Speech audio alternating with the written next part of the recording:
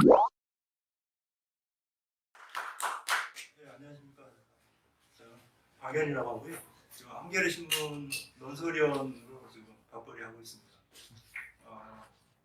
제가 이 책을 쓴 계기부터 간단히 말씀을 드리면, 우선은 원래는 책으로 쓰려고 했던 건 아니고요. 저희 신문사에서 이 시니어 기자들 대상으로 이 심층적인 분석 기사 그런 것들을 이제 연재로 하는 코너가 있는데요. 신문 한 개면 정도를 하려를 해가지고 하는 건데, 저한테는 원래는 이제 다른 주제가 저한테 그 청탁이 왔는데, 제가 그거보다는 요즘 이슈가 지금 미중 관계고, 특히나 이제 기술 패권 중심으로 해서 경쟁이 진행이 되고 있기 때문에, 그리고 스펙트럼이 워낙 다양하고 그래서 연재를 해보면 좋겠다 그랬더니, 이제 신문사에서 우리 오피니언 부서에서 흔쾌히라고 해서 연재를 했고요. 올 6월까지 연재를 마쳤고요.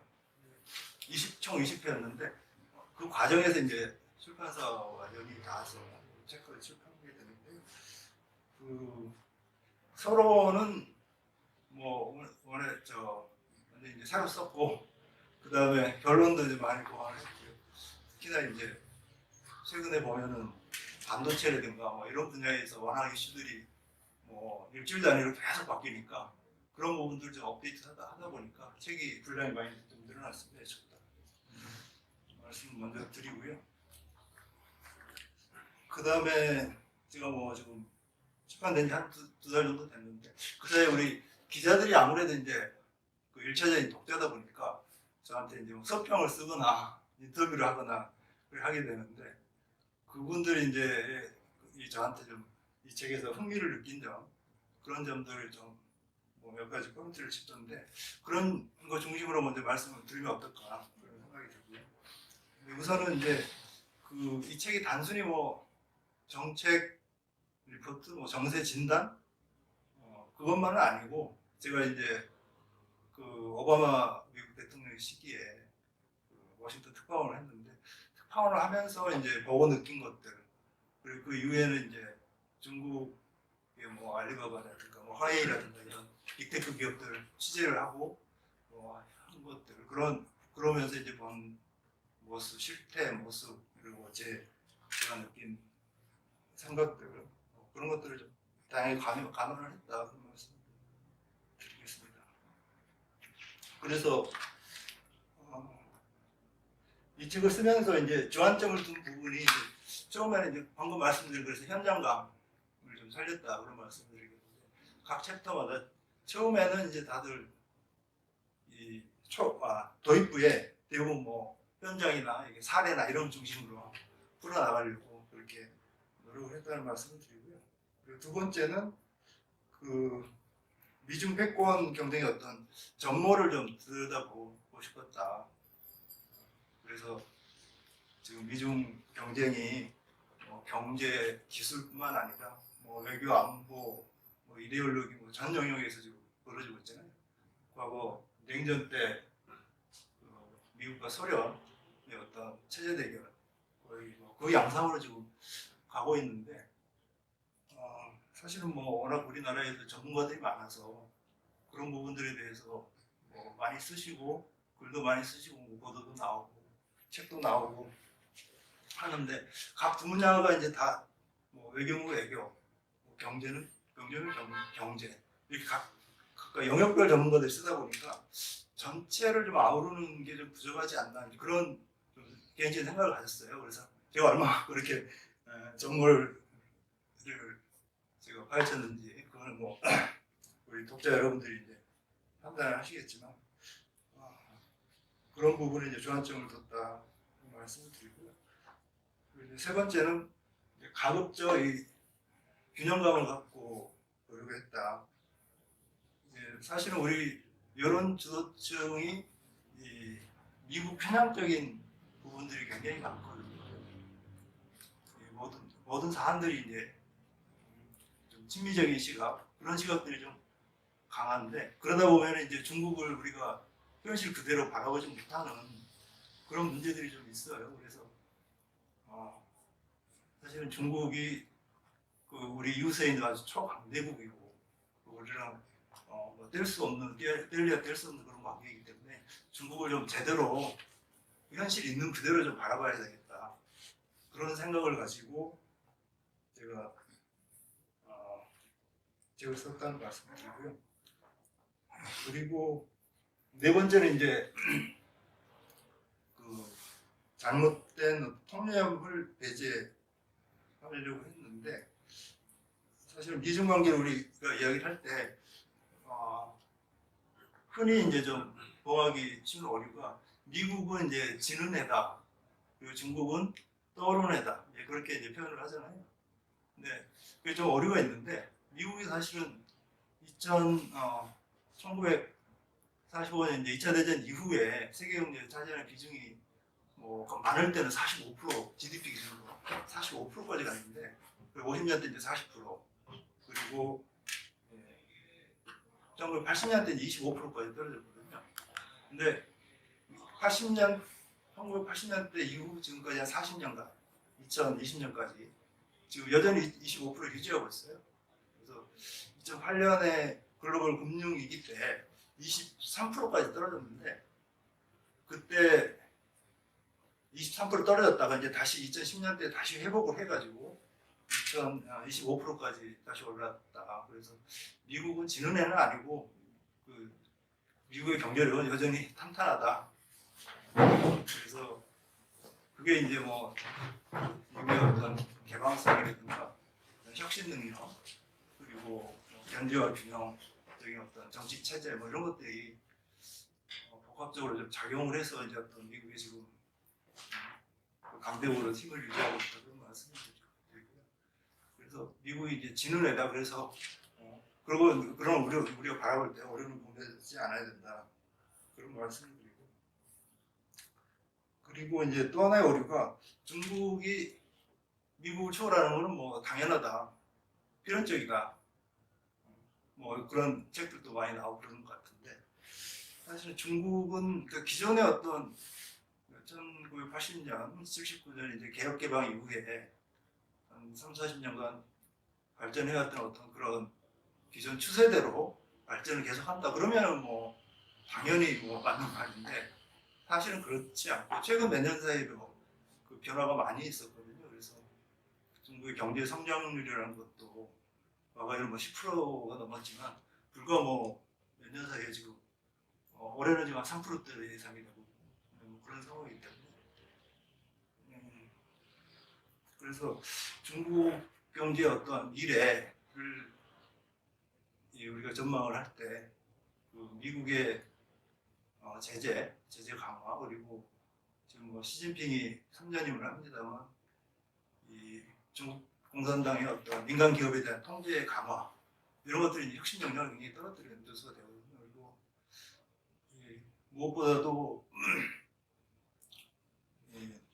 그 중국도 그 일본이나 우리나라처럼 빠른 고령화 그리고 이제 인구 감소 그런 것들을 이제 겪게 될 거거든요. 그래서 사실상 중국이 이제 한대한 정책으로 인해 가지고 그게 이제 곧 다가오게 되는데 그래서 이제 이 중국이 미국을 뭐 추월하더라도 일시적으로 뭐 추월할 수 있다고 봐요.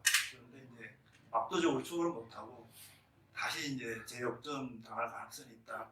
저는 이제 그렇게 보는 거거든요. 그게 이제 그 5번째 제가 시나리오로 제시하는 이 책의 뭐 그 핵심적인 어떤 메시지 중에 하나라고 보는데 저는 그래서 미국과 중국의 어떤 세력 경쟁, 경제력이 비슷한 규모로 경쟁하는 시기가 한 3, 40년 정도 될 거다. 그런 지금 시나리오를 제시를 하고 있고요. 다섯 번째고 그리고 여섯 번째는 이 군산복합체 먹이사슬 들여다보기인데 이게 약간 뭐 좀 생뚱맞다 이런 생뚱맞은 주제다 이렇게 생각할 수도 있는데 사실은 제가 이제 그 특파원 하면서 제일 애착을 갖고 취재를 했던 분야거든요. 그래서 그 제가 특파원 갈 때도 2012년에 갔는데 그때 그 지금 뭐 돌아가셨죠. 그 김기원 교수님이라고 우리 이제 재벌 연구해가지고 일가를 이루신 분이잖아요. 그분이 저랑 이제 가깝게 지냈었는데 그분 말씀이 그러니까 여러 주제로 뭐 관심을 갖는 건 좋은데 하나에 대해서 지금 심층적으로 들여다봐야 된다. 그래야지 어떤 어떤 전모, 구조의 어떤 전모를 좀 볼 수 있다. 아마 김기현 교수는 이제 재벌 연구를 하면서 이제 그렇게 그런 점들을 좀 깨달은 것 같아요. 그래서 저는 사실 이제 군산복합체 이게 워싱턴과 워싱턴 내에서의 어떤 군수산업과 뭐 군 그리고 의회 뭐 싱크탱크 언론계 이게 하나의 좀 먹이 사슬이 되는 그런 구조를 제가 좀 관심을 가졌다. 그래서 사실은 책을 보신 분들은 알겠지만 뒤에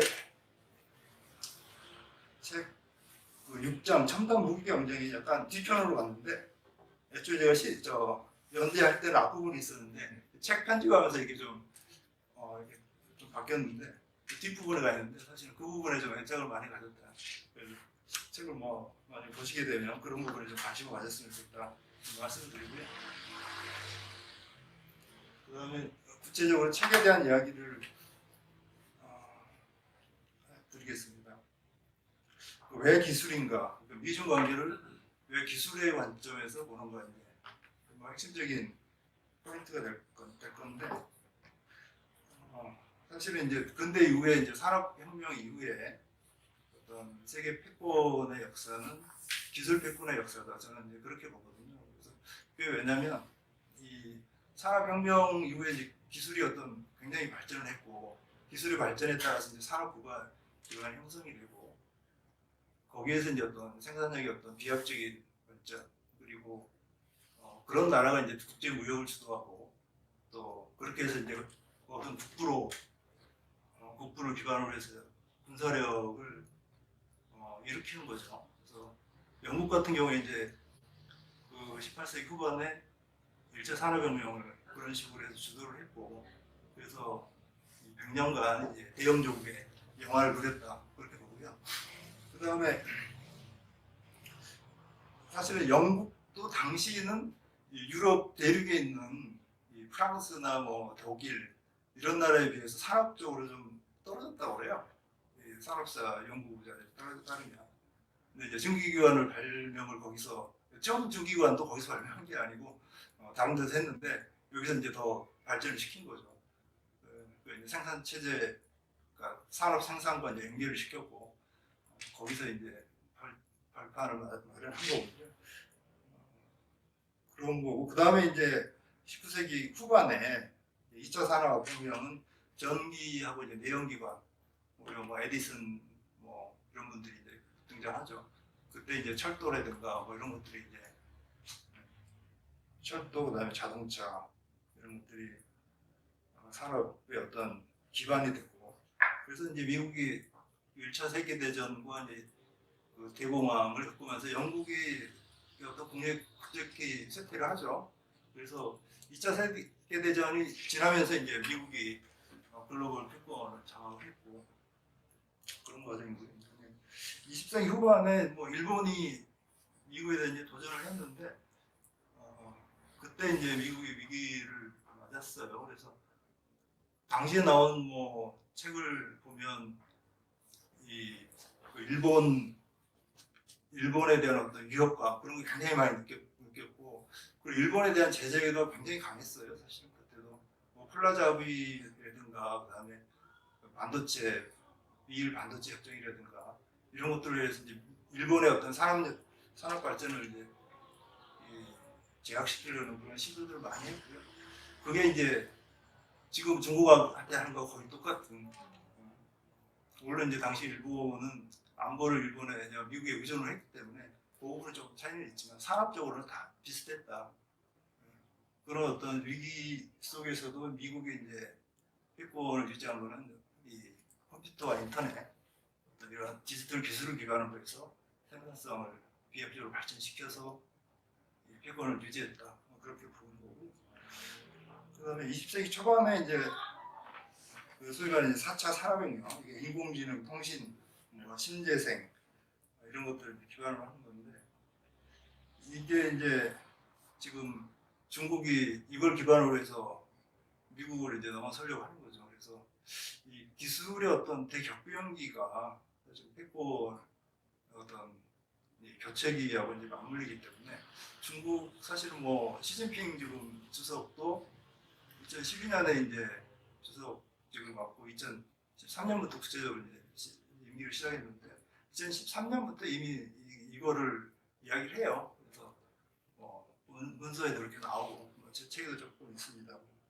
그리고 그 밑에 제가 썼습니다만 시진핑이 이제 어떻게 버럭인데 2018년에 그 요하네스버그에서 브릭스 정상회의에서 한 이야기거든요. 그래서 100년 동안 보지 못한 대격변에 직면했고 향후 10년이 신구 성장 동력이 전환되는 시기다. 이제 그렇게 하고 구체적으로 거기에 이 언급을 한 거 보면 방금 제가 말씀드린 그 1차 산업혁명, 뭐 2차 산업혁명, 3차 산업혁명 이걸 다 이야기를 해요. 이때 다 바뀌었다. 그리고 지금 4차 산업혁명이 우리가 미국을 넘어설 기회다. 그걸 분명히 이야기해요. 그래서 공개 석상에도 이렇게 이야기를 하고 있다. 이렇게 말씀드리고요. 그리고 이제 경제 이 책 추천해주신 서울대 이근 석자 교수님이 이제 경제학과 교수님인데 이분이 이제 경제 추경론 그거는 이제 세계적인 권위자거든요. 경제 추경론이 사실 우리 장하준 교수도 경제 추경론, 그러니까 경제 발전론으로 해서 이제 세계적인 학자가 되거든요. 왜 그러냐면 한국인들이 왜 그러냐면 한국 자체가 이게 경제의 어떤 그 후진국에서 선진국가에 간 거의 유일한 케이스가 되기 때문에 거기서 이제 살아온 사람들 그리고 거기에 이제 데이터들이 많고 하기 때문에 이제 그 세계적인 어떤 명성을 얻게 되지 않나 싶은데 이근 교수님도 뭐 책이 전에 나왔죠. 근데 저 나중에 봤는데 그렇게 이렇게 말씀하시더라고요. 그러니까 기술 격변기에 비약을 해서 이제 현재 그 회공국을 따라잡는다 이렇게 학문적으로 상당히 좀 검증이 돼 있는 그런 이론이다 이렇게 말씀을 드리고요. 그다음에 미국 중 기술 충돌 왜 격해지나 그 부분인데 최근에 보면 뭐 바이든 행정부가 이 뭐 반도체 지원법이라든가 뭐 인플레 감축법이라든가 거의 뭐 정신없이 막 중국에 대해서 제재를 하고 강화를 하잖아요. 그래서 그런 쪽인데 그래서 이런 제목을 붙여봤는데 투키디데스의 함정이라고 이게 그 그레이엄 앨리슨 교수께서 이제 애정된 전제 우리나라에 번역이 돼 있죠. 그 책에 이제 보면은 패권 1500년 이후 지금까지 패권국과 신흥 강국 간의 패권 경쟁이 16차례 있었는데 그 중에 12차례가 전쟁으로 비교됐다. 그런 80%가 전쟁으로 비교됐다는 거죠. 그래서 그런 이제 통계까지 제시를 하면서 이제 나오는 게 되는데 이제 그리스 역사가 스키디데스가 이 펠로폰네소스 전쟁사에서 이런 얘기를 하죠. 당시 그 전쟁이 이 스파르타라는 패권국이 신흥 강국인 아테네가 이게 부상하는 데 대한 어떤 초조감, 불안감 그것 때문에 전쟁을 일으켰다. 그렇게 표현을 한 데서 이런 표현을 쓰는 건데요. 저는 미중 관계도 사실 투키디데스 함정에 지금 빠져 있다. 그렇게 생각을 합니다. 책에도 조금 언급이 돼 있는데 이 독일하고 영국하고 패권 전쟁이 이제 19세기 말에서 1차 대전으로 터졌잖아요. 이거 영국하고 독일 간의 패권 전쟁인데 그때도 이제 전쟁을 봤거든요. 예. 그리고 이제 그 다음에 이제 영국하고 미국하고 이제 패권 전쟁인데 그거는 이 전쟁 없이 평화롭게 전이가 됐죠. 세력 전이가. 근데 이제 그 차이는 영국하고 미국은 이제 앵글로삭슨 같은 민족이고 민주주의 같은 체제이기 때문에 이제 그렇게 같다. 이제 그렇게 보는 거고 영국하고 독일은 좀 다르죠. 그 다음에 미국하고 중국도 또 다른 거죠. 이데올로기도 다르고 그렇기 때문에 특히 이제 함정에 빠졌다. 상당히 위태로운 길을 갈 거다. 뭐 이렇게 보는 사람이 많은 것 같고 저도 뭐 그렇게 보고 있습니다. 그래서 그리고 최근에 이슈되는 게 이제 반도체인데 반도체 같은 경우는 이제 작년에 이 통계를 보면 중국의 SMIC라고 이 파운드 기업체인데요. 이게 이제 지난해 매출이 40%가 급증을 했어요. 그래서 순이익도 17억 달러인데 우리나라 돈은 뭐 2조 한 5천억 정도 됐던데 미국 그 트럼프 행정부 때부터 시작해서 지금 4년간 이 제재를 계속 했는데 그런데도 불구하고 중국의 대표적인 파운드리 반도체 업체가 이 순이익을 올리니까 불안감을 느끼는 거죠. 위기의식을 느끼는 거죠. 그리고 이제 또 하나는 이 반도체 어떤 기술 자립화를 중국이 시도를 하고 있는데 이 반도체 제조 장비가 중요하거든요. 중국이 이 부분을 아직 국산화를 못했는데 중국에서 어떤 이 장비 수입이 그 전에는 한국하고 대만이 1, 2위였거든요. 세계 1, 2위. 근데 작년하고 재작년은 중국이 1위였어요. 상당히 많이 폈죠. 금액 차이로. 뭐 쓸어 담는 거죠. 사실은 지금 미국 제재를 앞두고 이 장비를 그냥 대거 수입한 그런 상황인데 그래서 이번에 특히 이제 반도체 제조 장비를 이렇게 딱 찍어가지고 한 거죠. 제재를 한 거죠. 미국, 중국으로 반입 못하게 그런 거고. 그다음에 인공지능 이번에 들어가 있는 게 인공지능하고 이제 슈퍼 컴퓨터 들어가 있는데 그 인공지능은 뭐 정말 뭐 많이 이슈가 돼서 그러는데 실은 이제 4차 산업혁명이 이끄는 어떤 핵심적인 기술 중에 하나다. 반도체와 함께 4차 산업혁명이라는 게 뭐 초연결성 우리 지금 5G가 있지만 사실 뭐 제대로 되면 안 되잖아요. 뭐 자율주행이라든가 이런 것들이 제대로 안 되고 있는데 이게 어떤 속도가 연산 능력이나 이게 굉장히 빨라지고 그다음에 그래서 이제 연결성이 더 빨라졌을 때 이제 실용적으로 적용하는데 굉장히 이제 그 비약적인 성장을 하게 되는데 거기서 이제 중요한 게 인공지능인데 인공지능은 어떤 이 인공지능의 어떤 발전에서 핵심적인 건 두 가지라고 해요. 연산 능력과 이 데이터. 연산 능력이 굉장히 빠르게 하는 거죠. 그리고 그 이제 속도를 적어하는 거고. 데이터는 이게 이 수많은 데이터들을 이렇게 모아가지고 거기서 패턴을 읽는 거거든요. 그래서 데이터가 많으면 많을수록 이게 좋은 거예요. 지금 중국이 인구가 이제 14억이잖아요. 그래서 데이터는 중국이 미국을 훨씬 앞서죠. 그래서 중국은 뭐 그래서 그리고 이 연산 능력도 그래서 이제 슈퍼컴퓨터하고 연결이 되는데 연산 능력 굉장히 빠르게 하는데 세계 이제 500대 컴퓨터 중에 이제 중국이 오히려 미국보다 많다고 그래요. 2배가량 많다 그렇게 하는데 그래서 이제 이런 것들이 굉장히 중요하기 때문에 미국이 이번에 인공지능하고 슈퍼컴퓨터용 반도체 칩은 중국으로 판매 못하게 하는 그런 조치를 내린 거죠. 그리고 한 가지만 더 말씀을 드리면 이게 기술의 어떤 전이라는 거는 뭐 여러 가지 책도 보고 뭐 전문가들 이야기 들어보고 그러면 이게 막을 수는 없다고 그래요. 이게 뭐 속도의 시간의 차이는 있을지언정 그래서 서구 이 산업 발전사를 보면 뭐 영국, 뭐 독일, 미국, 일본, 한국 이런 순으로 쭉 가잖아요. 근데 사실은 우리나라가 일본의 어떤 반도체 산업이나 이런 것도 추격을 할 때 이 제품을 사가지고 뭐 모방을 하고 그다음에 또 뭐 기밀 유출 훔쳐오기도 하고 그렇게 해서 이제 기술을 습득을 하거든요. 그리고 뭐 옛날에 그 장하동 교수님 그 사다리 거북차기 그 책에 보면 그런 사례들이 쭉 나와 있어요. 근데 유명한 책입니다.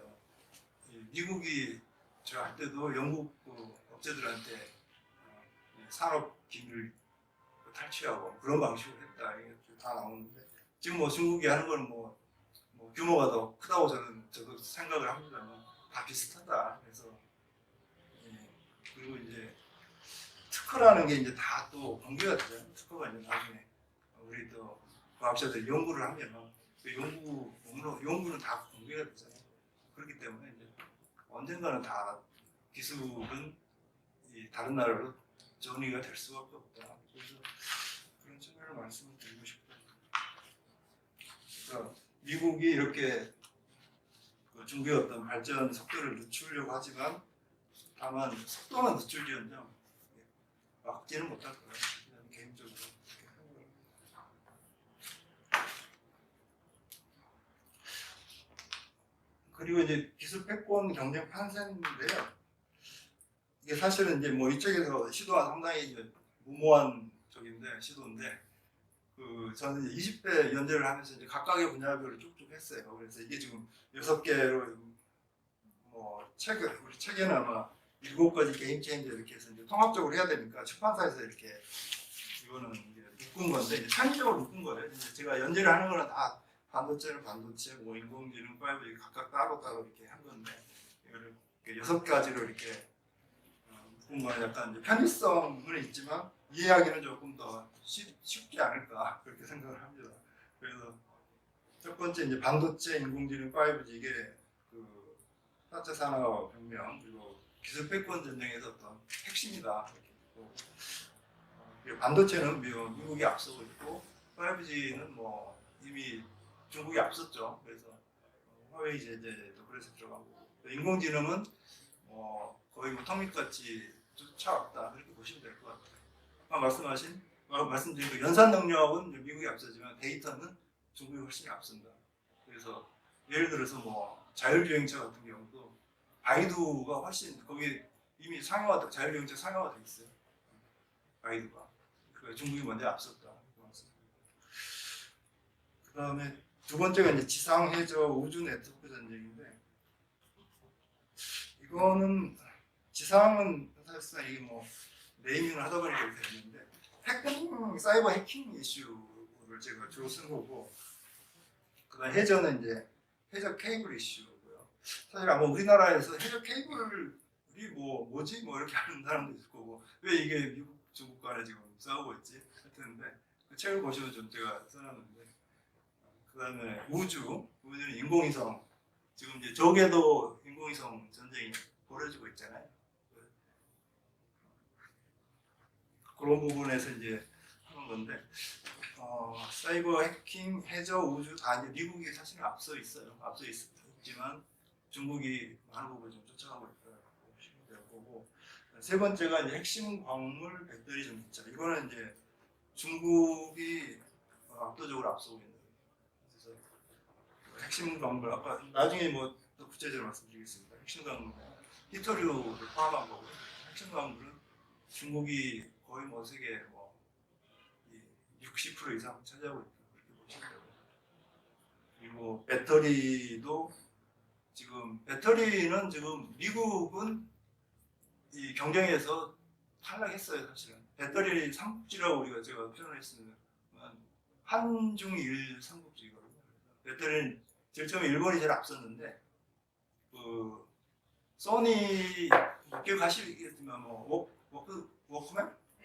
소니 워크맨이 최초로 전자기기에 배터리를 한 배터리를 그 전에는 뭐 전지 이런 거에 만다가 최초로 이제 전자기기에 한 게 워크맨이거든요. 그래서 일본이 1위였는데 워크맨 아마 발화 사건이 있었어요. 2007년도 같은데 그걸 계기로 해가지고 저희 나라가 따라잡은 거예요. 그걸 계기로. 2010년 때 지금은 그 삼성, LG, SK 세 재벌들이 하고 있죠. 그래서 일본을 따라잡았고, 근데 이제 중국이 그 사이에 또 기술이 굉장히 비협조로 발전을 해서 현재는 중국과 한국이 좀 1, 2위를 다투고 있다. 미국은 좀 사실 탈락했는데 그래서 이제 미국이 지금 바이든 행정부 들어와가지고 배터리 산업을 일으키려고 지금 노력을 하고 있고요. 전기차도 중국이 훨씬 앞서 있고요. 자동차는 사실은 뭐 유럽에서 독일이나 이런 데서 이제 좀 발명이 됐지만 자동차는 사실 미국이잖아요. 미국인데 그거는 이제 내연기관으로 미국인데 중국은 그 내연기관 차로는 자동차 산업에서 후진국이에요. 근데 전기차에서 비합적으로 발전해가지고 앞으로 이제 2030년대 지나되면은 전기차가 더 많아지거든요. 내연기관차보다. 그래서 중국은 내연기관차는 우리가 어차피 못 따라가니까 전기차로 뒤집는다. 그것도 하나의 전략이죠. 추월 전략인데 그 성공을 한 거죠. 그래서 이 미국의 언론들을 보면 이 미국은 이제 또 워낙 땅덩어리가 높고 대중교통이 빈약하기 때문에 다 이제 자동차로 생활을 하는데 이 미국의 어떤 이 일반인들이 다 이제 중국의 어떤 배터리 전기차로 이게 의존하는 그런 세상에 우리가 살 수 있겠냐 그런 언론 보도들이 많이 나와요. 그래서 바이든 행정부가 전기차 이번에 인플레 감축법에서 전기차 문제 다루죠. 배터리 다루죠. 거기에 들어간 핵심 건물 다루죠. 중국을 배제하겠다는 거잖아요. 굉장히 이제 야심치 않은 계획인데 그게 미국 내에서 그게 과연 성공할까 그런 의구심을 갖고 있어요. 그래서 세 번째 주제가 그거고 그 다음에 이제 금융 패권 경쟁은 제가 중국이 디지털 위안화로 이 달러 패권의 어떤 균열을 시도한다 이렇게 써놨는데 이 금융 그 달러 패권이라는 게 굉장히 이제 중요하죠. 패권을 차지하는데 우리가 뭐 이 과거 사례를 보면 일본이 미국을 따라잡으려고 했을 때 1985년에 그 플라자 합의가 있잖아요. 엔고를 일으킨 거죠. 엔고 달러를 약속하고 그래서 일본 수출을 주저앉히기 위해서 엔고를 일으켜서 그게 하나의 이제 일본 경제의 어떤 거품을 터뜨리는 하나의 계기가 된 거예요. 80년 초반에 일본의 어떤 부동산 버블이 꺼진 거고 그래서 지금 잃어버린 지금 30년이 되는 거잖아요. 일본이. 그래서 이제 금융 패권이 이제 중요한 건데 중국도 이걸 알고 있죠. 그래서 디지털 위안화로 이거를 이제 시도를 하려고 하는데 저도 여기에 관심이 좀 많아서 중국 갔을 때도 뭐 좀 취재하고 그랬었는데 현재로서는 쉽지가 않은 것 같아요. 디지털 위안화. 중국 내부에서는 많이 쓰고 있어요. 쓰고 있는데 그리고 이제 외국에서도 이제 중국인들, 화교들 중심으로 중국 상점들 중심으로 이제 쓰고 있는데 쉽지 않은 것 같아요. 아직까지 시간을 좀 봐야 될 것 같아요. 그리고 요즘 이제 경제 상황에서 보면 우리가 언론 보도에서 보면은 킹 달러라고 하잖아요. 달러 초강세 유일한 이 달러 킹 달러라고 이렇게 표현을 그렇게 네이밍을 했는데 킹 달러도 저는 사실은 미국의 하나의 어떤 전략이 아닐까 그런 생각을 하는데 이 킹 달러를 하면은 이제 우리나라 같은데 달러 원화가 이제 약세가 되는 거죠. 벌써 환율이 1,440원대가 있잖아요. 나도 못 사겠다고 그거 있잖아요. 이거 물가도 높은데. 근데 우리나라는 그래도 이제 버틸만 한데 제3세계 국가들 이제 빚이 굉장히 많거든요. 달러 베이스로 돼 있어서 빚이 옛날에 우리나라 치면 뭐 1,100원일 때 빚하고 그게 1,400원일 때 됐을 때 빚이 엄청나게 뛰는 거잖아요. 한 20-30% 뛰는 거잖아요. 많아지는 거였는데 이 제3세계 국가는 그 빚이 그 감당을 못할 가능성이 굉장히 높아요. 그래서 지금 제가 그 이야기를 하는 거는 이제 패권 경쟁하고 이제 연관을 시켜서 이야기를 드리자면 그 중국의 이제 1대1로 정책이 유라시아하고 아프리카를 연결짓는 거잖아요. 그래서 중국이 사실은 뭐 거기에 인프라 투자해주고 하는데 그 빚을 그러니까 대출 많이 해줬어요. 그래서 부채에 덫에 이제 빠지는 그런 이제 시나리오를 이야기하는 정보들이 많은데 그 전까지는 그렇게 심각하지 않았는데 이게 킹 달러를 하게 되면 이 제3세계 국가들이 빚이 굉장히 많아질 가능성이 높아요. 이미 지금 스리랑카 이미 IMF 구제금융 신청했죠. 파키스탄 거의 이제 그 1대1로 정책이었던 핵심적인 국가들인데 이미 이제 거기를 무너졌다고 보고 앞으로 이 아프리카나 이런 데로도 갈 수 있어요. 그래서 이것도 좀 우리가 주의 깊게 봐야 된다 이렇게 말씀드리고 있습니다. 다섯 번째 첨단 무기는 그 미국의 어떤 군비 지출이 뭐 우리 스웨덴 뭐 국제평화연구소인가요? 시프리 통계 보면 그 미국이 뭐 압도적으로 많죠. 2위가 중국인데 2위에서 11위까지 10개국 합한 것보다 많죠. 압도적으로 많다. 근데 이 군비 증가율은 미국이 최근 10년간 증가율을 보니까 중국이 훨씬 많아요. 미국이 마이너스 6%인데 중국이 70%, 72%더라고요. 그래서 이것도 많이 좀 바뀔 가능성이 있다. 첨단 무기 전쟁에 제가 이제 세계 조금 언급을 한 거는 중국이 작년에 극초음속 미사일이라고 개발을 했는데 그거는 이제 미국의 어떤 그 세계 전략에서 미사일 방어망이 굉장히 중요한 역을 차지하고 있는데 우리나라도 지금 사드 배치한 게 그거고요. 근데 이 극초음속 미사일은 이 미사일 방어망을 뚫을 수 있는 그런 무기다. 그래서 이제 작년에 미국 군부에서 뭐 깜짝 놀랐다는 거잖아요. 스푸트니크 뭐 충격이다 뭐 이런 표현을 썼는데 중국의 어떤 첨단 무기 발전 속도도 굉장히 높다, 빠르다 이런 말씀을 드립니다. 뭐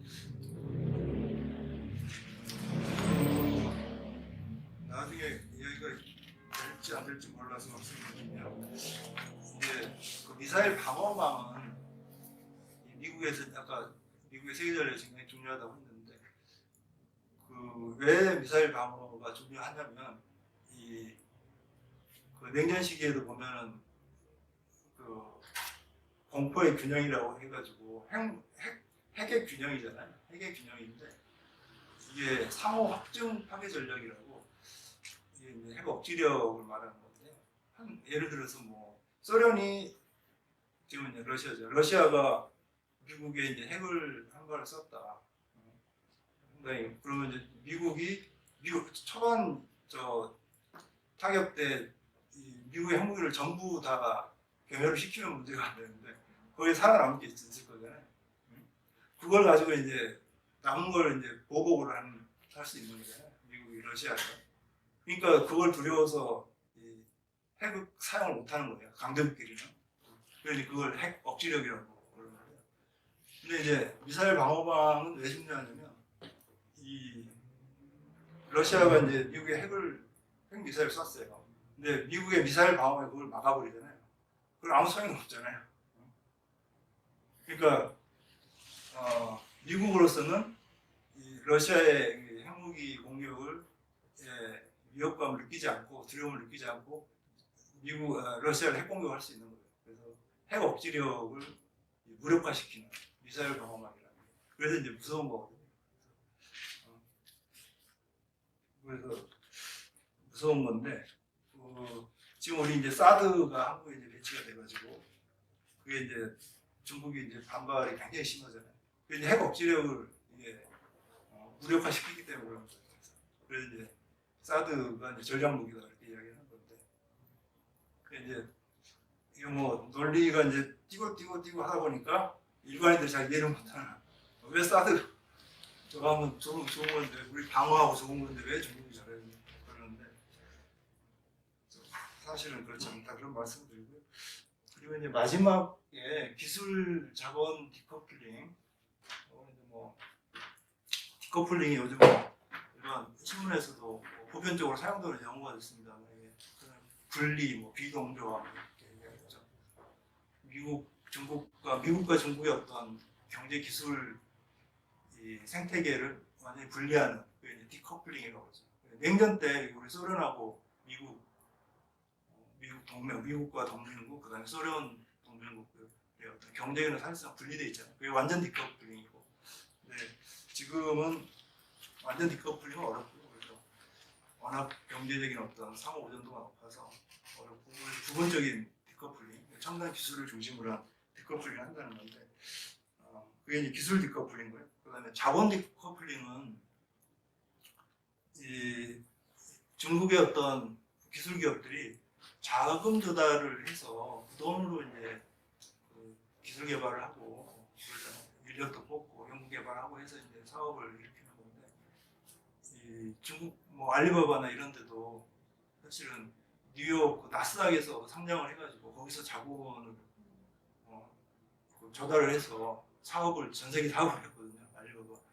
중국 기업 뭐 제가 기억하기로는 200 몇 개가 그렇게 했어요. 그 모델로 이제 중국 그 테크 기업들의 어떤 성공 수익 성공 방식인데, 그래서 중국 미국이 보기 이거 안 되겠다. 그래서 이제 그걸 끊으려고 한 거예요. 이 알리바바 같은 경우는 2014년인가 아마 나스닥 상장을 했는데, 그때 제가 정확한 금액은 기억이 안 나는데 그 공모 금액이라고 그러잖아요. 공모 금액이 당시 미국 역사상 나스닥 역사상 최대였다고 해요. 알리바바가. 페이스북이나 뭐 구글보다 더 많았다는 거죠. 그런 부분을 이제 끊으려고 하는데, 중국은 이제 홍콩이기 때문에 홍콩 자본시장에 좀 활용을 하려고 해요. 그래서 그 디디 추싱이 그 회사죠. 디디 추싱이 그 바이든 행정부 때 나스닥에 상장을 하려고 했는데, 그래서 이제 바이든 행정부는 못하게 하니까 못하게 하고 이제 중국 정부도 이제 반대를 했죠. 그래서 홍콩에서 상장을 했죠. 근데 아마 공모 금액은 좀 많이 줄어들어요. 그런 거고. 그다음에 제가 상하이에 가서 이제 상하이에 뭐 코창과이라고 거기 미국 나스닥 모방하는 그런 시장을 열었는데, 그렇게 뭐 썩 활성화되는 것 같지는 않더라고요. 네. 베이징에도 이런 걸 만들려고 뭐 작년인가 시진핑이 발표를 했죠. 근데 그것도 어느 정도 뭐 하긴 하는데 과거만큼은 못하다 그런 것 같습니다.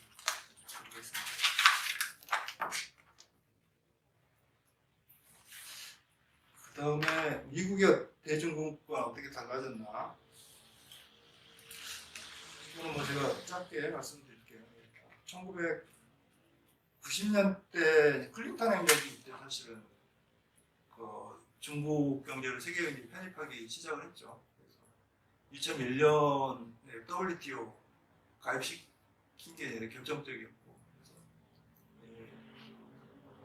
그 당시에는 그랬다고 그래요. 클린턴 대통령도 이 중국도 이제 세계 경제 편입이 되면 이제 민주화 될 거다. 뭐 그런 당시 표현들이 많아요. 인터넷이 발전을 하는데 중국 그 공산당이 뭐 어떻게 버텨내겠냐. 뭐 실제로 클린턴이 그렇게 연설에서 이렇게 이야기해요. 하는데 버텨냈죠, 근데 중국 공산당이. 근데 그게 그 서구 경제나 우리나라도 마찬가지고, 경제가 발전을 하면 중산층이 형성이 되고, 그다음에 중산층의 어떤 주도로 이제 민주화를, 사회 민주화를 정치 사회 민주화를 이끄는 거잖아요. 그게 지금까지 다 모든 나라가 그렇게 있고, 그래서 중국도 그렇게 될 거다 이렇게 예상을 했는데, 그게 그 판단이 오판이다라고 이제 미국 행정부에서 판단을 내린 게 2010년대 초반인 것 같아요. 오바마 행정부 때인데, 오바마 행정부 때 사실은 여러 가지 노력을 했는데 실패로 돌아갔죠. 그래서 오바마 행정부 후반에 2015년 정도 됐던 것 같아요. 오바마가 2015년까지였는데 그때부터 이제 중국 견제를 사실상 들어갔고, 그다음에 트럼프가 오면서 뭐 그건 다 기억하시겠죠. 워낙 뭐 떠들썩하겠기 때문에. 그 다음에 이제 거기 트럼프가 전략적 경쟁자, 중국을 전략적 경쟁자로 처음 경쟁한 2017년 국가안보전략 NSS, 뭐 미국 바이든 행정부 이번에 발표를 했죠. 새 행정부가 들어서면 5년간 그 대외 정책 기조를 이렇게 설명하는 문서거든요. 굉장히 중요한 문서인데 2017년에 처음으로 이제 전략적 경쟁도가 정립이 명시됐고, 그다음에 바이든 행정부 들어서 이제 이게 지난주인가요? 지지난주에 발표를 했죠. 국가안보전략. 거기에 굉장히 뭐 좀 주목할 만한 그런 문구들이 있습니다. 보면 탈냉전 시대는 분명히 끝났다. 명확히 끝났다. 탈냉전이 끝났으면 그게 이제 냉전이 아니라 신냉전이라는 거죠. 신냉전 시작했다는 것을 사실상 선포한 거다 이렇게 보시면 될 것 같고요. 그리고 이제 중국에 대해서 러시아는 뭐 상대가 안 되고 중국이 이제 국제 질서 재편 의도 그리고 역량을 가진 유일한 국가다 이렇게 표현을 했죠. 그래서 거기에 이제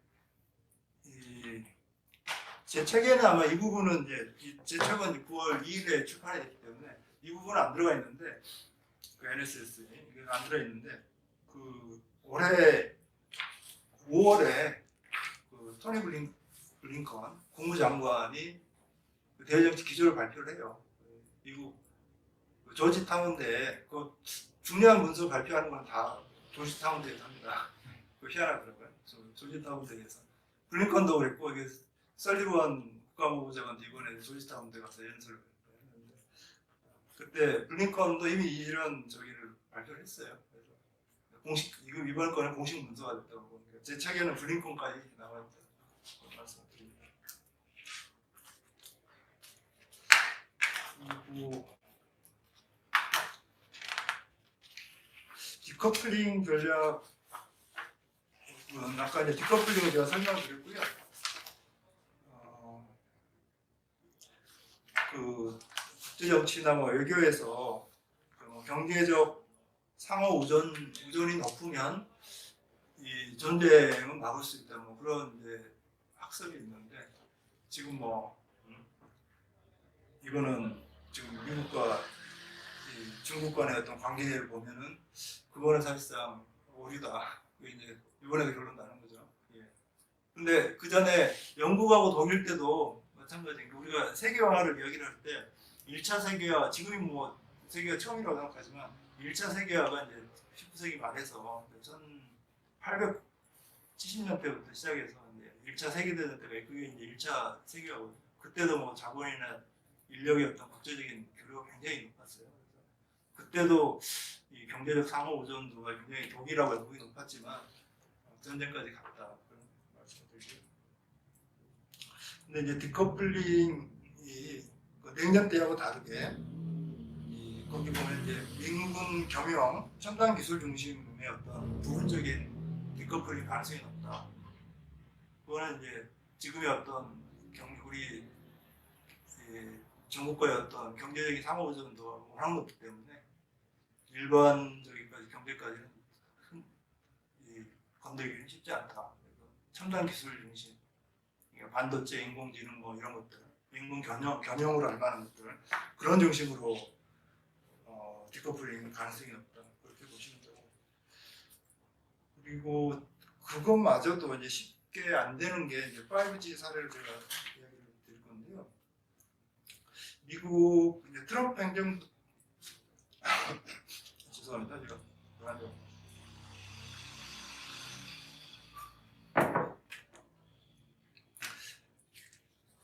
트럼프 행정부 때 이제 2018년에 화웨이 제재를 하거든요. 그때 제재를 하고 그때 우리나라한테도 요구를 했어요.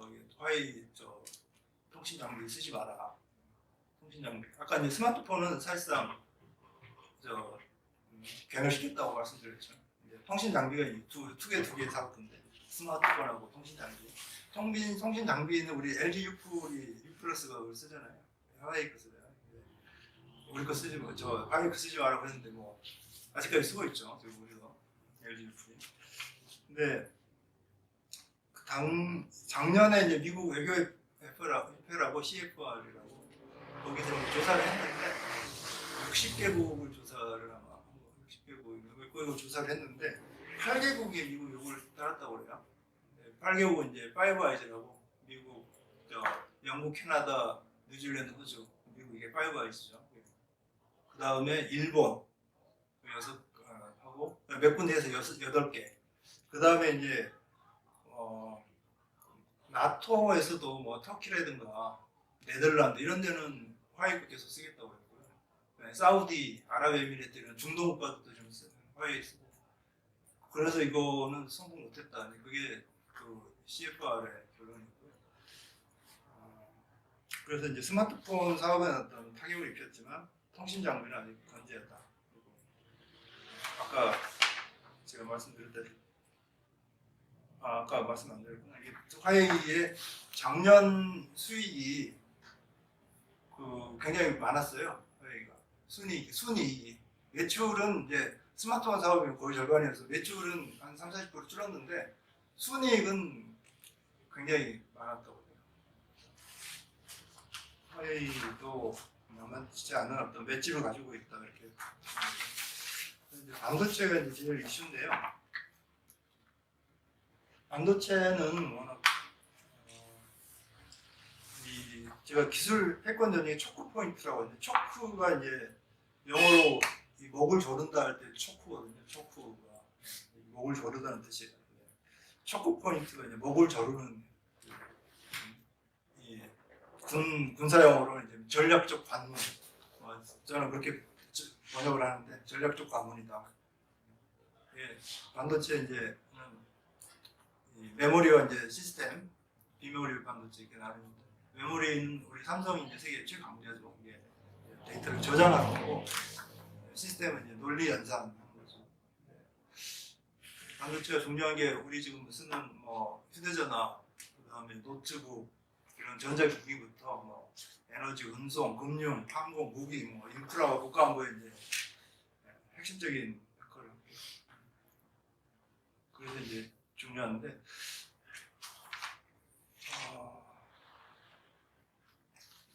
그래서 이제 이 반도체를 우리가 흔히 기술의 두뇌라고 하고, 그래서 미국이 이제 이거는 뭐 아직까지 갖고 있으니까 설계 능력과 장비를 갖고 있기 때문에 우리나라도 사실은 미국에 그걸 못 받으면 삼성전자도 사업도 어려워요. 그만큼 미국의 어떤 기술력이나 장비 이게 굉장히 막강하다. 그래서 이거는 좀 틀어주려고 하고 있다. 그리고 2017년에 제가 뭐 책에도 썼습니다만 당시에 뭐 산업통상자하고 이제 고위 관계자와 제가 인터뷰를 했고 미국이 저렇게 나오는 거는 2018년, 17년 이때 반도체가 미국 기술력이 한 80%선을 넘어선 것 같다. 그래서 더 이상 방치해서는 안 된다. 그런 어떤 전략적인 판단을 내렸다. 그렇게 보고 있다. 제가 책에도 썼습니다. 그게 맞을 겁니다. 두 가지를 봐야 되는데요. 이 디커플링 전략이 성공할까 측면에서 보면 중국 반도체 지금 제재를 하는 거는 상당히 좀 효과가 있을 거예요. 아마 지금 반도체 기술 자립화를 좀 하고 있는데 상당히 이제 지연시키는 건 가능하다. 2015년에 중국 제조 2025라고 발표를 했는데 산업 고도화 전략인데 거기에 이제 반도체 같은 경우에 2015년에 자립률이 15%였는데 그거를 2025년까지 70%까지 높이겠다. 국산화를 하겠다. 그러면 2020년 자료를 보니까 15%밖에 안 됐더라고요. 그러니까 미국의 제재가 이건 통한 거죠. 이렇게 통한다고 보고. 그리고 중국의 반도체 제조 장비 국산화에 10년 이상 소요 예상이라고 썼는데 이 숫자는 제가 뭐 다양한 전문가들의 어떤 뭐 컨센서스 비슷한 10년 내에는 불가능하다는 거예요. 10년 내에는 불가능하다. 10년에서 20년 사이에는 불가능하지는 않다. 왜냐하면 일본 사례가 있는데 일본의 1970년대 중반에 이 반도체 거기다 이제 메모리부터 우리처럼 메모리부터 시작했는데 제조 장비는 굉장히 초기 단계였다고 그래요. 초기 굉장히 미흡한 수준이었어요. 근데 1987년 15년 뒤에 미국하고 비슷한 수준이 된 거예요. 장비 장비 만드는 것도 15년 안에 일본은 그거를 해낸 거죠. 그래서 중국도 지금 이 반도체 제조 장비의 어떤 국산화 측면에서는 일본의 1970년대 중반 수준이다. 그렇게 보면은 한 15년 그 정도면 국산화도 가능할 수도 있다. 뭐 여러 가지 이제 변수들이 있겠죠. 미국의 어떤 수출 통제가 일본한테 한 것보다 더 중국에 더 강할 것이기 때문에 그런 것도 이제 변수도 있지만 뭐 또 다른 변수도 있겠죠. 중국 정부가 그냥 돈을 투자를 하잖아요. 그런 여러 가지 변수가 있기 때문에 명확하게 예측할 수는 없죠. 말씀을 드리고 그 다음에 이제 세 번째 반도체 글로벌 공급망에서 완전 배제는 사실상 어렵다. 지금 우리 바이든 행정부에서 뭐 치포라고 하죠. 치포라고 지금 시도를 하고 있는데 중국을 이제 반도체 글로벌 공급망에서 배제를 시키려고 하는 거죠. 근데 그 완전 배제는 어렵다는데 그 의미는 뭐 예를 들어 설명을 드리면 그 애플 아이폰이 그 최종 조립은 중국에서 해요. 90%가 중국에서 해요. 그거를 지금 이제 일부 뭐 동남아, 말레이시아 뭐 이런 데 일부 이제 한다고 해요. 일부 이렇게 이전하려고 하는데 그거 하는데 상당히 시일이 걸리고 그리고 이제 중국이 어떤 이 반도체 세계 소비의 60%를 차지해요. 중국. 왜냐하면 중국이 세계의 공장이잖아요. 아직까지도.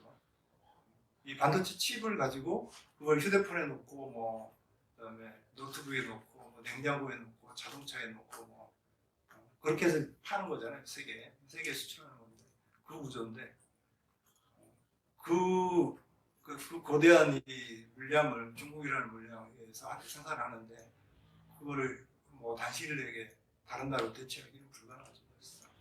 그래서 이제 IPEF라고 인도 태평양 경제 프레임워크 그게 미국이 지금 시도를 하는 거죠. 중국을 대체하는 새로운 시장을 만들겠다. 그게 이제 IPEF입니다. 그래서 그게 굉장히 중요하죠. 그 1980년대에 이제 미국이 일본을 억누르면서 이제 중국하고 이제 손을 잡았잖아요. 중국을 손을 잡았잖아요. 그래서 그때는 일본이 이제 제조 왕국이었는데 그 일본 시장을 일본을 무너뜨리고 패권 다가오니까 일본을 무너뜨리고 대신 중국을 키워준 거잖아요. 근데 중국이 이제 이 패권국에 도전하기 때문에 그거를 이제 무너뜨리고 인도 태평양. 그러니까 미국은 여기를 인도 태평양이라고 우리가 동남아시아하고 이제 서남아시아는 인도, 동남아시아하고 아세안하고 인도라고 보시면 돼요. 그거를 이제 중국의 대체 시장으로 만들겠다. 근데 그거를 하는 데는 상당한 시간이 걸리겠죠. 상당히 시간이 걸리고 그건 이제 또 다른 이슈인데 제 책에는 그 부분까지는 없습니다. 다음에 한번 그런 부분을 써볼까 하는데 그다음에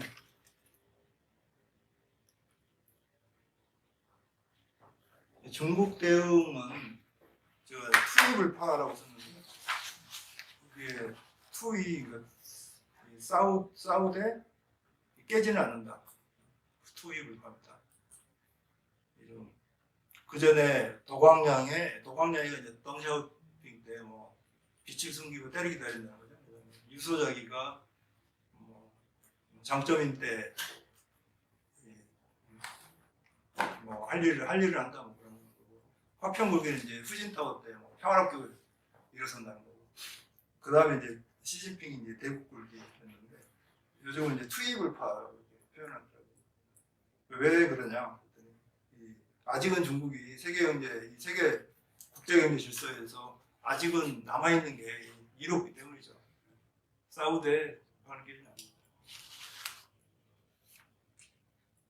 그리고 그 중국의 히든카드 핵심 관문 아까 뭐 조금 말씀을 드렸는데 미국 그 트럼프가 2018년에 대중국 제재 화웨이 제재인가요? 제재할 때 시진핑이 저기를 가요.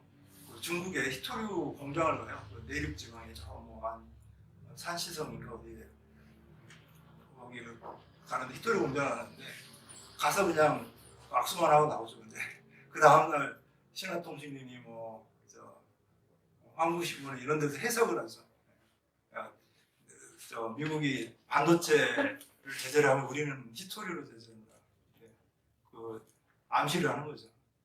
근데 실제 사용을 안 하고 그것도 다 이제 투입을파 저기죠.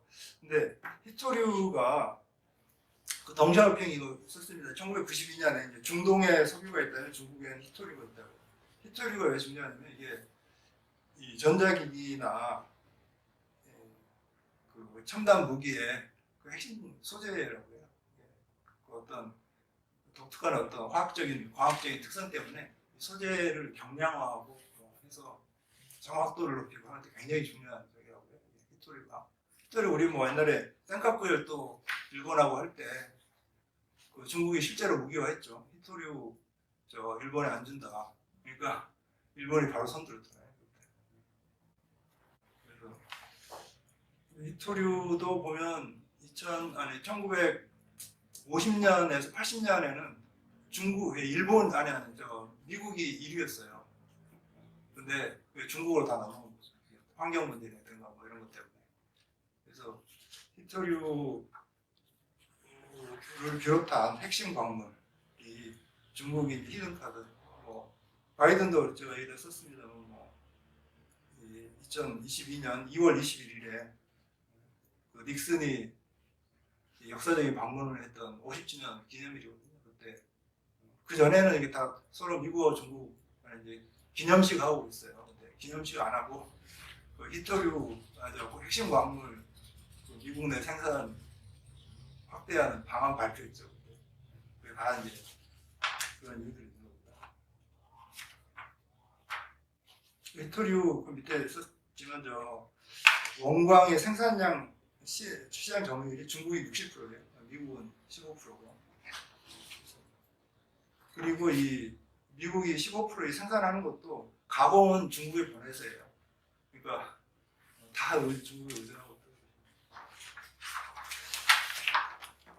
그다음에 중국에 대응해서 진짜 당대에는 뭐 언론 기자들이 많이 나왔고 시간이 많이 지나서 짧게만 말씀드리면 시진핑 3년임이 사실상 확정이 됐고 그다음에 그 최고 지도부 7명이 뭐 전원 다 시진핑 파로 됐잖아요.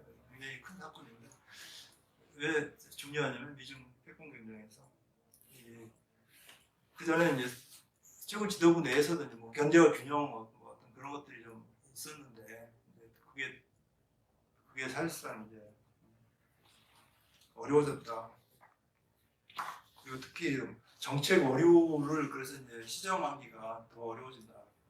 아까 말씀드린 이제 중국이 지금까지 발전을 한 건 뭐 저임 노동력 뭐 이런 것도 있지만 이 기술 접근도가 굉장히 중요해요. 기술 접근을 얼마나 잘 하느냐. 근데 기술 접근을 한 거는 이 덩샤오핑이나 뭐 장점인 시기에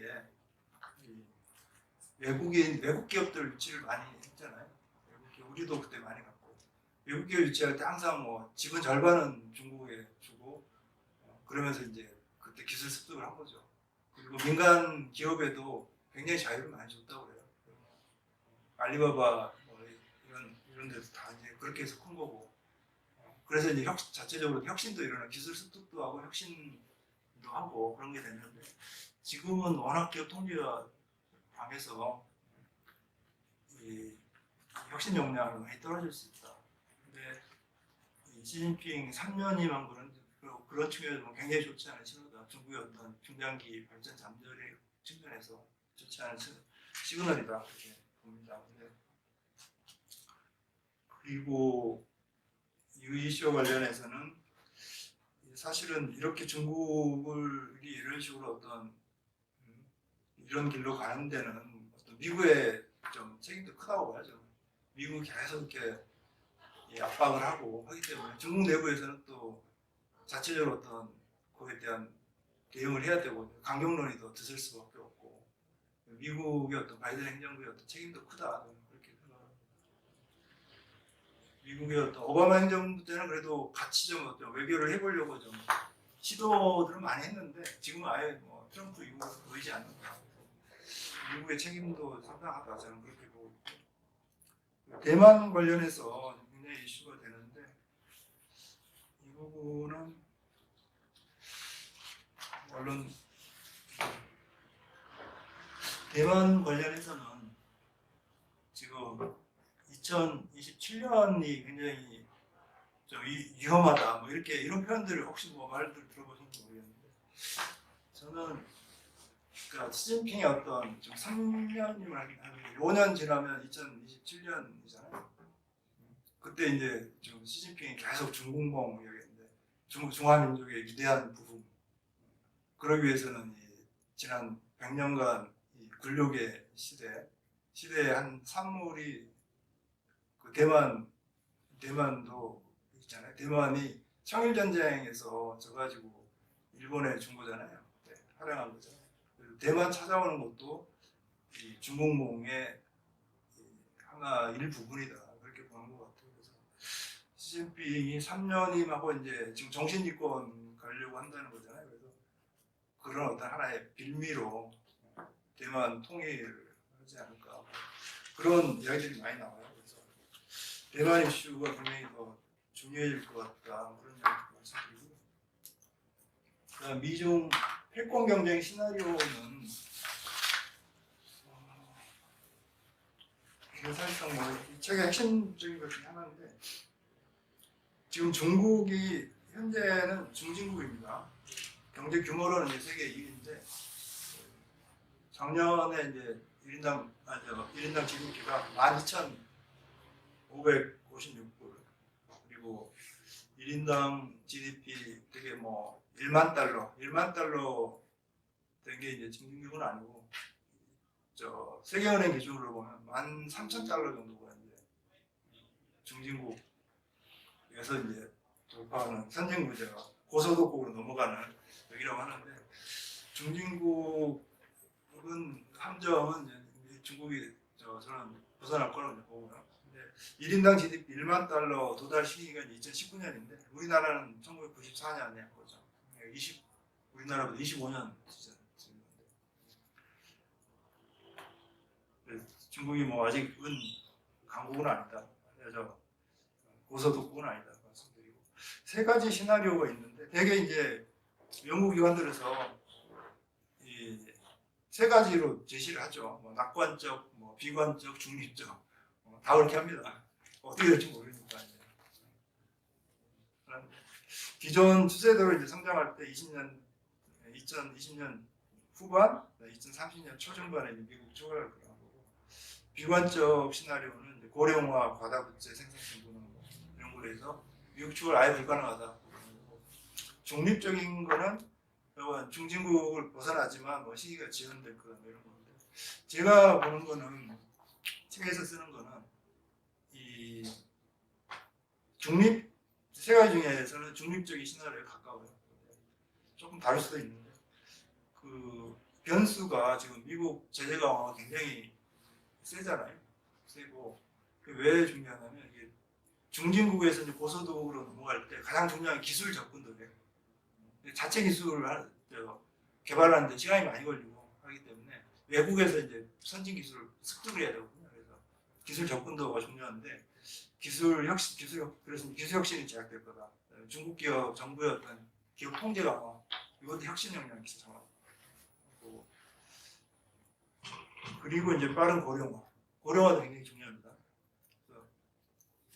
경제 규모로는 지금 2030년대 중반에는 미국하고 이제 비슷해지는데 거기서 이제 일시적으로 추월을 할 수도 있어요. 근데 압도적으로 추월을 못한다. 왜냐하면 이제 고령화 때문에 인구가 이제 그 한자녀 정책의 쪽이기 때문에 인구가 계속 줄어들게 돼요. 우리 일본 보고 우리도 이제 곧 닥치잖아요. 지금 닥치고 있죠. 중국도 그게 닥쳐요. 그러니까 2017년인가 8년에 중국 그리고 고위 언론인 협의회라고 뭐 해서 갔는데 거기 세션에 저는 뭐 빅테크 뭐 이런 거 관심 있어서 이제 물어보려고 했는데 걔네들 세션에 고령화 이슈를 넣어놨더라고요. 그래서 고령화 이슈를 넣었지. 근데 중국은 심각합니다. 그래서 고령화 이슈로 인해서 미국에 다시 역전당할 가능성이 있다. 그게 가장 근데 이거는 저만의 생각이 아니고 저는 이제 그 20대 연재를 하면서 이렇게 쭉 보니까 이게 미중 간의 어떤 경쟁이 상당히 비슷한 거다 그런 좀 전형적인 결론을 얻고 있었는데 그 이근 우리 추천해 주신 석장 교수하고 인터뷰를 하다 보니까 그분인 그 모델로 돼 있더라고요. 모델로 그분도 그렇게 보시더라고요. 그분도 보시는 게 인구 문제를 가장 크게 보더라고요. 그리고 또 하나는 블룸버그라고 하시잖아요. 블룸버그 이코노믹스라고 블룸버그 자체의 이제 연구 조직인데 거기서 이제 자체적으로 시나리오를 하는 것 같더라고요. 거기도 보면은 상당히 제 여기하고 비슷한 유사한 그런 하는데 거기서는 그 두 가지로 이야기를 했던데요. 이런 시나리오를 제시하는 두 가지인데 하나는 그 부동산 버블 붕괴로 인해서 금융위기가 발생하면 저기 된다 하는 거고 또 이제 일본 사례를 말하는 거고 그게 없더라도 고령화하고 그 미국 제재 뭐 이런 이슈만으로도 과다부채 이런 거 이슈만으로도 미국을 압도적으로 추월하기 어렵 거다 그렇게 블룸버그도 보더라고요. 그게 가장 좀 현실성이 높다 그렇게 생각을 합니다. 거기다 왔는데 군산복합체는 아까 제가 모두에 좀 말투가 애착을 가지고 있다고 했는데 그 책 뒷부분에 있지만 사실은 제가 가장 애착을 가지고 좀 쓴 건데 그 애틀랜틱 카운슬이라고 미국 싱크탱크 메이저는 아니고 브루킹스나 뭐 CSIS 이 정도는 아니고 그 밑에 그래도 괜찮은 건데 거기에 뭐 미사일 방어 컨퍼런스를 한다고 해서 한번 갔는데 거기 보니까 이게 군산복합체라는 게 이렇게 들어가는구나 싶더라고요. 그날이 언제냐면 2014년에 4월인가 5월에 이 월스트리트저널이 그때 단독 보도를 한 게 그 전날 단독 보도를 한 게 사드 한국 배치를 위해서 한반도 만약 한국 그 부지를 사전 조사한다 그 뉴스가 나와요.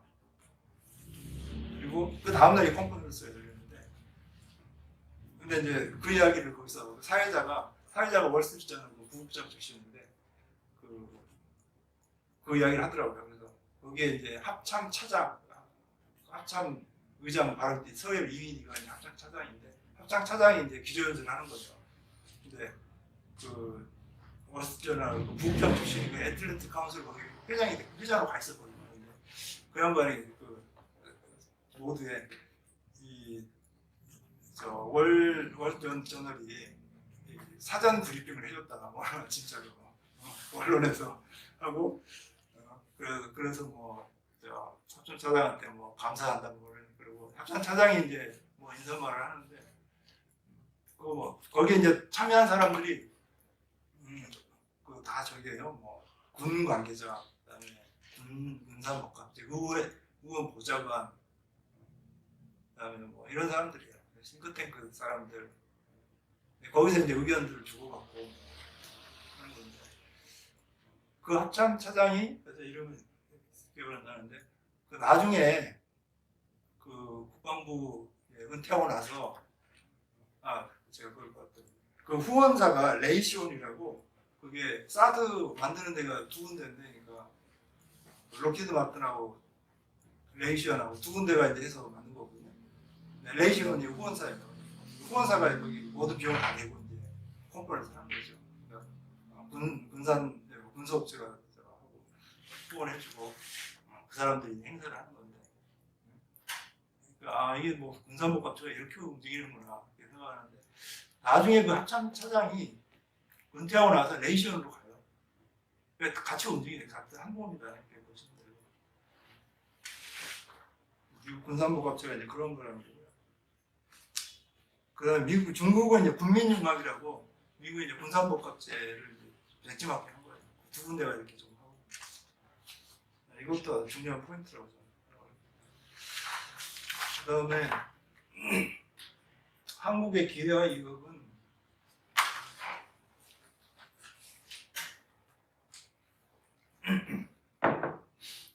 제가 이거 연재를 하면서, 연재는 신문 연재 때는 사실은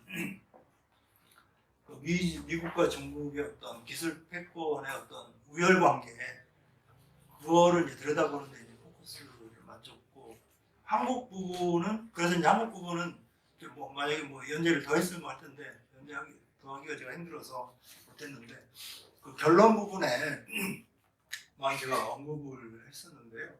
그래서 다음에 뭐 또 책 쓸 기회가 있다면 한국 부분을 이제 써야겠다 그런 생각을 갖고 있는데, 이게 이제 좀 소략이 돼 있다, 그런 점은 미리 좀 말씀을 드리고, 여기서 이제 기회라는 거는 지금 중국의 어떤 제조업에서는 사실상 한국을 다 따라잡았거든요.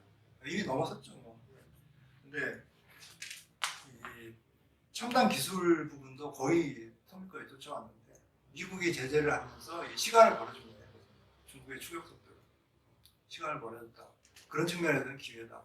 그리고 위협이라는 측면은 제가 거기 뭐 숫자를 드리면, 그 미중 간 어떤 디커플링 시의 어떤 우리나라에 미치는 피해가 얼마나 될까 굉장히 많을 거다 막연히 이렇게 생각을 하는데, IMF가 이제 작년에 보고서를 냈는데, 이거 시나리오를 이렇게 실질적으로 GDP 감소율이 얼마 될까 이게 추정을 했어요. 그 추정 능력이 가장 뛰어난 거 IMF입니다. IMF가 이 모델 돌리는 모델이 가장 뛰어나고 해서. 그런데 거기 보면 미국과 중국 간의 디커플링하고 미국하고 OECD, 아니 중국하고 OECD 간 디커플링 두 개가 있는데, 제가 빨간색으로 한 부분만 말씀을 드리면, 미중 간의 디커플링 했을 때 이 GDP 감소율이 미국 마이너스 3%, 중국 마이너스 4%, 그다음에 중국하고 이제 OECD, 미국 포함하고 한국, OECD 34개국이죠. 이 전체가 이렇게 디커플링 했을 때는 미국이 마이너스 1%, 중국 마이너스 8%. 그러니까 이게 이제 볼 수 있는 거죠. 미국은 동맹국이나 우방국하고 함께 중국을 이렇게 배제했을 때 자기는 피해가 없으면서 중국은 엄청난 피해를 입히는 거죠. 그런 측면에서 미국의 전략을 볼 수 있고요. 우리나라는 둘 다 지금 마이너스 6%, 마이너스 5%잖아요. 굉장히 좋지 않다. 미중 간에도 마이너스 6%고, OECD 중국 간 해도 마이너스 5%. 이거는 우리가 이제 대외 의존도가 워낙 높기 때문에 피해를 본다. 그래서 우리는 디커플링을 최대한 막는 게 우리나라 국익의 최우선이다. 그런 말씀드리고, 이거는 이제 보고서에 나온 건데 시간이 많이 돼서 스킵했습니다. 마지막으로 신조선 책략이라고 제가 표현을 썼는데요. 뭐 언론들에게 보면은 이제 구한말과 뭐 비슷하다 뭐 이런 표현을 이제 비유적으로 많이 쓰잖아요. 근데 뭐 표면적으로 오히려 비슷할 수도 있는데 그렇게만 봐서는 안 된다. 그런 걸 이제 말씀드리고 싶어서 이제 이 표현을 썼는데, 1880년 이게 청나라 외교관이죠. 황준센이 일본에서 우리 그때 그 사신으로 간 이름이 생각이 안 나는데, 사신으로 간 사람한테 조선 책략을 주죠. 당시 조선이 세국 정책 펴고 있는데, 이 러시아 남하를 막기 위해서는 이 친중 교릴 연밀해야 된다. 이거를 선언을 주죠. 중국과 친하고 일본과 맺고 미국과 연계해라. 이게 이제 황준센이 참사관인데, 참사관급이 있었는데, 제가 이제 좀 어민도 저기 번역이 돼 있더라고요. 번역이 되는 거 봤는데 잘 썼어요. 아주 잘 썼는데 이거는 중국의 시각에서 쓴 거예요. 중국의 시각에서 쓴 건데, 근데 좌우간 뭐 이거에 저기는 제가 쓴 거는 이런 식으로 어떤 강대국 간의 어떤 힘의 균형을 맞춰서 우리 어떤 이 자강이나 생존을 모색한다. 뭐 그런 측면에서는 뭐 우리가 좀 시사점 얻을 수 있다. 당시에는 굉장히 뭐 여기에 대해서 반발이 심했죠, 우리 유생들은. 그래서 이제 그때하고 이 열강들 틈에 끼어 있어서 우리나라가 굉장히 피해를 많이 보는데, 지정학적으로 피해를 볼 수밖에 없는데요. 그때와 다른 점은 그때는 이제 힘이 없었고, 근데 우리는 지금은 이제 힘이 굉장히 있어요. 뭐 반도체나 뭐 이런 첨단 기술에서 배터리나 이런 굉장히 좀 힘이 있고 좀 레버리지가 있다. 우리도 이제 선진국의 G10으로 가있잖아요. 그래서 그런 레버리지를 활용해서 어떤 외교의 공간을 열어야 된다는 그런 말씀을 드리고 싶어서 제가 비유를 한 건데, 제가 이제 네 가지를 했는데요. 체계는 이제 세 가지. 첫 번째는 이제 연묘화중 통일이라는 게, 그러니까 미국과 연대하고 중국과 친화하고 일본과 소통하라는 거고, 이웃나라라고 잘 지내야 된다는 거고. 두 번째는 이제 경제 안보 분리. 우리 지금 윤석열 정부가 대외 정책의 기조로 경제 안보 정책을 이제 기조로 내세우죠. 경제 안보를 이제, 경제 안보라는 거는 저는 패권국의 어떤 프레임이라고 생각을 해요. 미국 같은 경우에는 경제 안보라는 개념으로 동맹국들을 다 거기에 규합을 해서 중국을 제재하려고 합니다. 우리는 그렇게 하면 아까도 제가 숫자도 말씀드렸지만 우리는 피해 국익이 손실이 된다. 그래서 경제와 안보를 최대한 분리해야 된다. 뭐 사실상 완전 분리는 불가능하겠지만 최대한 분리시키는 게 우리 대외 정책 기조가 되어야 된다. 그리고 그 분리, 그거는 이제 어느 한 나라의 힘만은 힘들고, 그래서 중견 강국이라고 제가 표현을 썼습니다. 유럽의 뭐 독일이나 스웨덴 뭐 이런 나라들, 프랑스, 아시아의 뭐 호주, 그다음에 동남 아세안 이런 데하고 이제 힘을 최대한 모아서 미중 간의 어떤 충돌 그리고 한충을 좀 시켜야 된다. 미국과 중국 모두 이 국제규범을 준수하도록 요구를 해야 된다는 그런 말씀이고, 그 다음에 세 번째는 이제 동아시아 뭐 안보 협력기구 설립제도인데, 냉전 시기에도 뭐 OSC라고 있으면서 이제 그 공조를 모색을 했잖아요.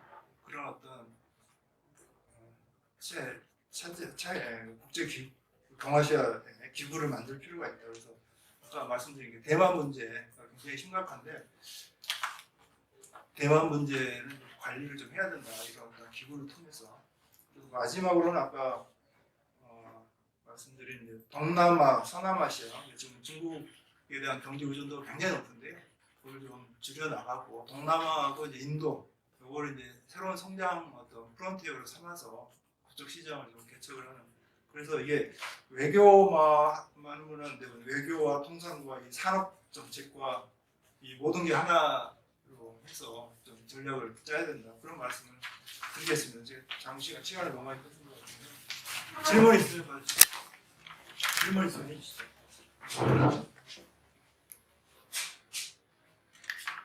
네, 좀 댓글로 질문을 남겨달라고 올려놨는데요. 여기 현장에서 질문 말씀하시죠. 아까 그 군사력값제 얘기하셔가지고 생각났는데, 우리나라도 지금 한화가 약간 로키드 마틴처럼 이렇게 좀 하려고 한다는 얘기 들었는데, 중국처럼 한화가 그렇게 벤치마킹 가능한 건지, 왜냐면 우리나라는 로비가 합법적이지도 않고 그런 부분이 있어가지고 좀 그런 부분이 궁금하고요. 두 번째 질문은 그 얼마 전에 이제 3%의 송기령 다운소프트 부사장이 나와가지고 한국도 이제 고부가 가치 혁신해야 되는 이제 추월의 시대로 넘어가가지고 좀 이제 기업들도 밑에 있는 사람들을 이렇게 어떻게 관리를 해야 될지 모른다고 하더라고요. 왜냐면 그냥 이제 약간 탑다운으로 이런 게 아니라 약간 혁신을 할 수 있는 그런 조직 구조가 우리나라 자체도 그런 게 이제 너무 익숙지가 않아서 그런 면에서 한국과 중국이 잘해 나갈 수 있을지 좀 그런 부분 좀 궁금합니다. 두 가지. 하나가 뭐 이번에 대우조선도 인수한다는 거죠. 저는 우리나라 저 국방산업, 군수산업 상당히 잠재력, 제가 경제기자 오래 해서 그런 표현을 씁니다. 성장 잠재력이 굉장히 높다고 생각해요. 지금 최근에 윤석열 대통령이 갔나요? 폴란드에 수출했다고 그러잖아요. 그 전에 다 이전 정부에서 해놓은 건데 지금 가서 수고하고 있는 것 같은데 지금 미국하고 중국이 워낙 세력 경쟁하다 보니까 이 중간에 끼어 있는 나라들이 미국 무기를 수입하자니 중국 눈치 보고 뭐 이러는 거예요. 그 빈틈을 지금 한국 군수업체들이 하는 것 같은데 그럴 상당히 좀 군수산업의 어떤 성장 가능성은 굉장히 높다. 근데 그의 어떤 폐해도 이거 방어해서는 안 되겠죠. 군수산업이 군산 복합체라는 용어 자체가 그 아이젠하워 대통령이 쓴 거잖아요. 50년대 말에 이제 퇴임사에서 자기가 대통령 해보니까 이 군산 복합체의 어떤 폐해를 우리가 무시해서는 안 되겠다. 그래서 그거 처음 쓰잖아요. 그게 자기들의 어떤 이권을 위해서 정부의 영향력을 행사하고 그런 건 대외정책에도 영향을 미치고 자기들 무기 팔아먹기 위해서 대외정책을 한 거죠. 우리도 그럴 가능성이 상당히 있죠. 우리 또 로비의 또 로비 어떤 재벌 로비라든가 이런 것들이 굉장히 문제가 많고 그다음에 정경유착이나 이런 것도 피해가 컸기 때문에 그런 문제를 우리가 강구해서는 안 된다. 그래서 발전을 시키되 투명성을 최대한 확보할 필요가 있다는 그런 말씀드리고요. 혁신 분야는 제가 질문을 정확하게 캐치를 못했는데 각 나라마다 뭐 혁신 모델은 다 다른 거 아닌가요? 미국 모델이 있고 한국 모델이 있고 중국 모델이 있는데 각 나라마다 혁신형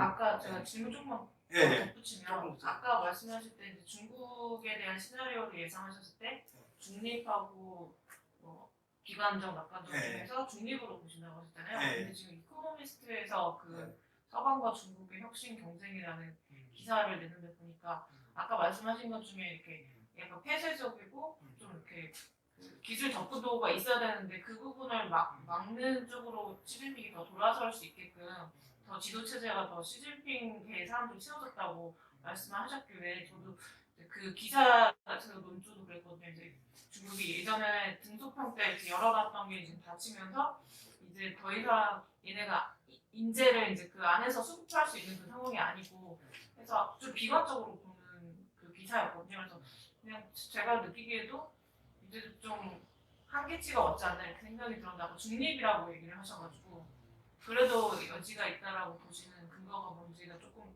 아까 얘기해 주신 거에서는 정확하게 이해가 안 가요.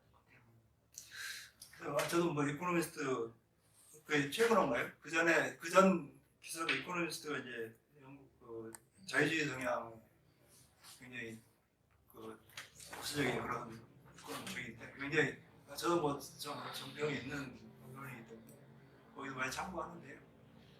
이 자유를 제약하기 때문에 이제 혁신의 어떤 한계가 있을 거다 그런 취지인데 그래서 뭐 거기 실제 뭐 거기 이코노미스트 기자들이 가서 뭐 취재를 하고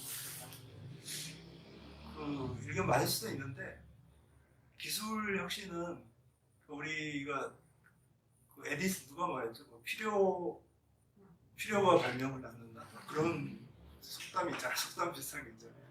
그러니까 기술의 발전이라는 것도 이 어떤 위기의식을 가장 많이 가진 곳이 기술을 빨리 개발을 한다는 그런 게 그냥 뭐 말로 하는 게 아니고 실제로 그렇대요. 그래서 이 중국의 어떤 지금 위기의식, 내부적인 위기의식은 굉장히 강하거든요. 그래서 내부적으로 어떤 그런 돌파를 할 수 있는 그런 역량이 있다. 좀 그렇게 개인적으로 보고 있습니다. 답이 됐나 모르겠네요. 감사합니다. 다른 분들 질문 없으신가요? 네, 말씀하시죠. 네. 예. 말씀 쭉 들어보니까 너무 미국적인 시각 아니고 너무 중국적인 시각이 아닌 비교적 객관적으로 보시려고 하셨다는 말씀처럼 이렇게 좀 치우치지 않은 말씀을 해주셔서 잘 들었습니다. 근데 그 문제는 이제 한국의 입장인데 한국이 그러면은 뭐 경제와 안보를 최대한 분리해서 생각해야 한다는 대안을 결국 이제 제시를 미국을 객관적으로 보고 중국 객관적으로 보고 한국은 경제와 안보를 좀 최대한 분리해서 봐야 된다. 이게 사실 결론이 좀 비현실적이지 않은가 하는 생각을 해봤는데 뭐 말로 하는 것과 실제 정책이나 그 실제 경제 현장이나에서 과연 화웨이 사태에서도 봤다시피 한번 막아볼 수 있고 뭔가 이렇게 한번 버텨볼 수는 있지만 그게 과연 지속적인 경제 국가 전략이 될 수 있는가 하는 좀 의문이 있습니다. 이 부분에 대해서 좀 구체적인 대안이나 전략이 뭔가 좀 코멘트 해주실 게 있으실지. 뭐 그 부분이 뭐 핵심적인 쪽인데요. 쉽지 않죠. 쉽지 않은 과제고 그래서 그렇다고 해서 우리가 이제 대안을 포기할 수 없고 지금 이 추세대로 가면은 예를 들어서 뭐 중국 시장을 우리가 전부 다 잃지는 않겠지만 상당 부분 축소가 되면 그 대안의 어떤 시장들을 우리가 확보를 해야 되는데 그거는 뭐 동남아나 인도가 성장하는데 시간이 많이 걸리고 쉽지 않다. 그래서 이제 최대한 경제와 안보를 좀 분리하고 이제 미국의 어떤 이 압박의 강도 이런 것들을 최대한 좀 약화시키는 그래서 이제 이 제가 뭐 책에 잠깐 얼굴 언급을 했는데 그게 이제 우리만 이야기한 게 아니고 미국의 이제 그 프레드 버스틴이라고 그 피터슨 국제경제연구소 워싱턴에서는 싱크탱크가 많지만 경제부장에서는 제일 권위 있는 데거든요. 이 그분이 이제 최근에 책을 냈는데 제가 책 제목은 미국 대 중국인가? 뭐 United States vs China인가 그 책인데 그 책 한번 읽어보면 좋을 것 같은데 이게 그 안보하고 경제를 좀 분리를 할 수 있다는 거예요. 그분이 대안들을 쫙 제시했는데 국제기구도 미국과 중국의 어떤 지분들을 많이 인정을 해주고 경제 분야에서만큼은 좀 공존을 모색할 수 있는 그런 체제를 좀 만들어 보자. 그거는 이제 이 미국 그다음에 중국 자체적으로는 지금 뭐 싸우고 있기 때문에 내부적인 어떤 정치적인 이유 때문에 강경하게 나갈 수밖에 없고 그래서 이제 그 사이에 끼어 있는 우리나라 같은 나라들 이렇게 하면 피해를 볼 수밖에 없기 때문에 이런 나라들이 이 주도를 해서 그런 어떤 대안을 좀 만들어보자, 완충 역할을 해보자 그런 거고요. 그리고 그게 끼어 있는 나라들만 그런 게 아니고 이 버그스텐 같은 사람이 미국에서도 이게 이번에 누구 오지 않았나요? 상위 미국 상위 부회장인가요? 한국 오지 않나요? 그분도 워싱턴에서 인터뷰를 하잖아요. 저 미중 이런 식으로 하는 거는 우리 반대다. 미국의 상위에서도 그렇게 공식적으로 표명을 해요. 그래서 미국 내에도 이런 시각에 공유를 하는데 찬성하는 시각이 굉장히 많아요. 그래서 그런 부분들을 그냥 하는 이야기가 아니고 누군가가 근데 좀 앞장서야 되겠죠.